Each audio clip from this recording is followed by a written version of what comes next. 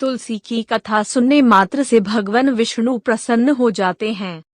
जो भी मनुष्य श्रद्धा भक्ति से भगवान विष्णु को तुलसी पत्र अर्पित करते हैं, उन्हें पुण्य फल की प्राप्ति होती है।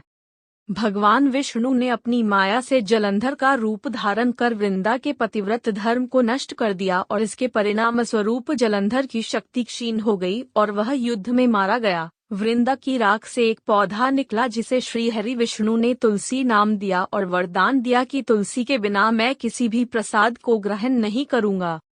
एक दूसरी कथा के अनुसार राक्षस को खत्म करने आए भगवान विष्णु प्राचीन काल में जलंधर नाम का राक्षस था। उसने सारे धरती पर उत्पात मचा रखा था। राक्षस की वीरता का राज था उसकी पत्नी वृंदा का पतिव्रत धर्म। कहा जाता है कि उसी के प्रभाव से वह हमेशा विजय होता था। जलंधर के आतंक से परेशान होकर ऋषि मुनि भगवान विष्णु के पास पहुँचे। भगवान ने काफी सोच विचार कर वृंदा का पतिव्रत धर्म भंग करने का निश्चय किया। उन्होंने योग माया से एक मृत शरीर वृंदा के घर के बाहर फेंकवा दिया। माया का पर्दा होने से वृंदा को अपने पति का शव दिखाई दिया।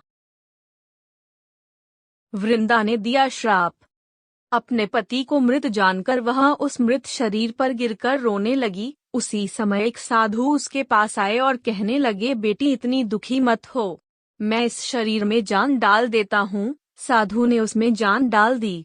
भावों में बहकर वृंदा ने उस शरीर का आलिंगन कर लिया। उधर उसका पति जलंधर, जो देवताओं से युद्ध कर रहा था, वृंदा का सतीत्व नष्ट होते ही मारा गया। बाद में वृंदा को पता चला कि यह तो भगवान का छल है।